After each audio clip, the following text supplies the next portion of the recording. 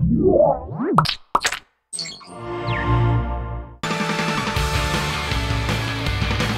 episode of Tekzilla is brought to you by GoToAssist Express.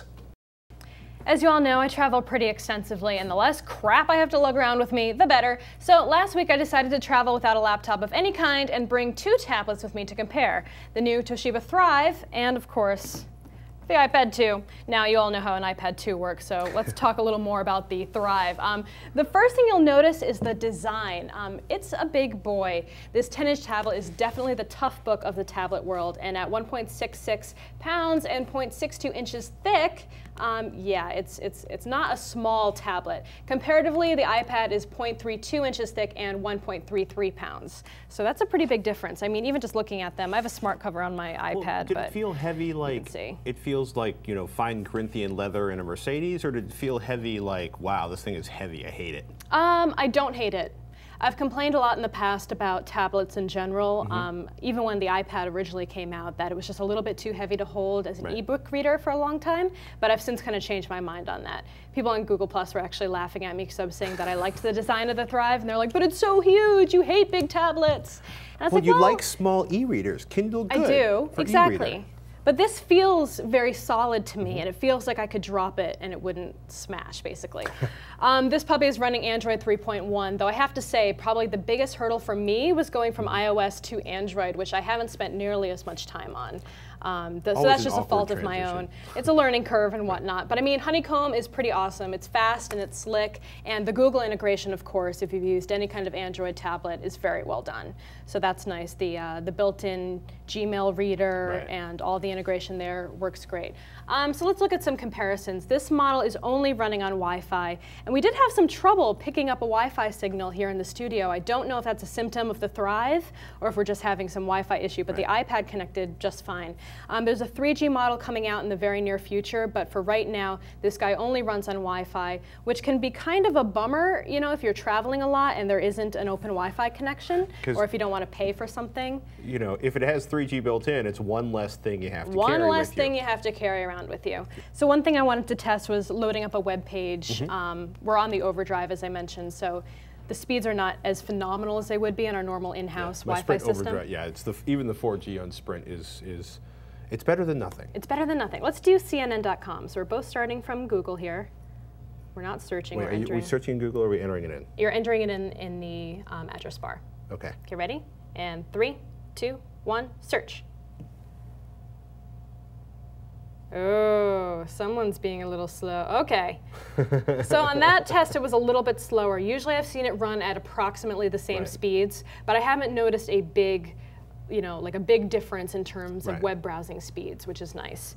Another advantage that this thing really has over the iPad is the HDMI, SD card slot, and full-size USB port. There's also a mini USB port. It also has a pretty good file management system. So if you want to output some content from this device, like at your hotel room or at a conference when you're trying to play media from the SD card slot or from the web, it has the iPad beat in that department. You don't have to spend an extra $30 to get pictures off your camera onto your tablet. So yeah, it's nice. I love that they have USB in here. It's great for adding content, and especially since you do have that file management thing, it's a little bit easier to deal with content from other places.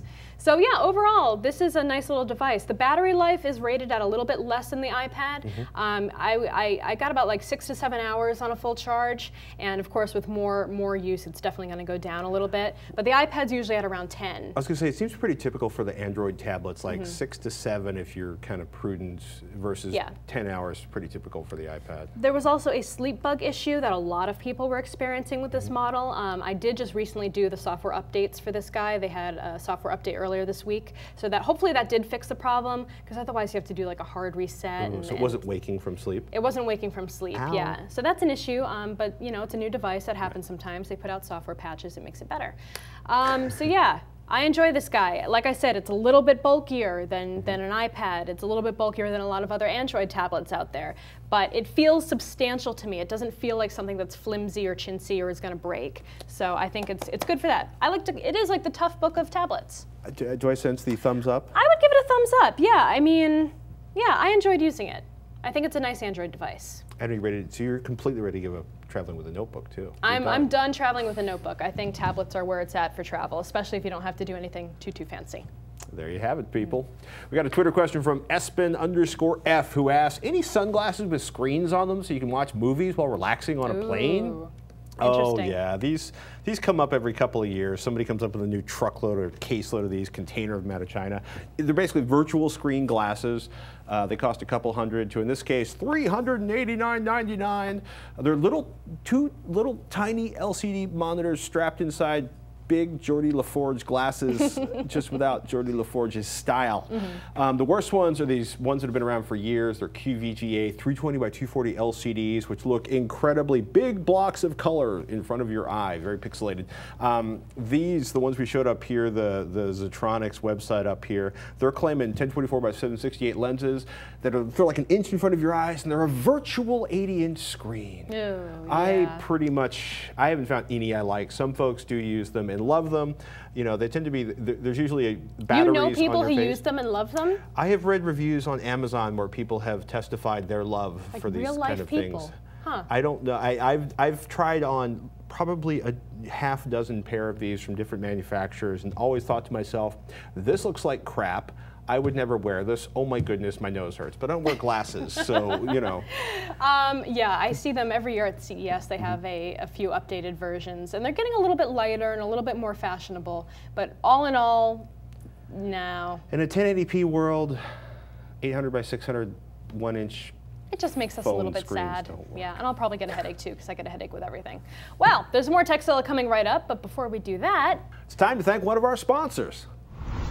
Working in IT without the best tools to support your clients is like being a surgeon without access to the best medical equipment. It's bad, people. It makes everything more difficult for everyone involved. That's why we use GoToAssist Express by Citrix, the best remote support tool we can find.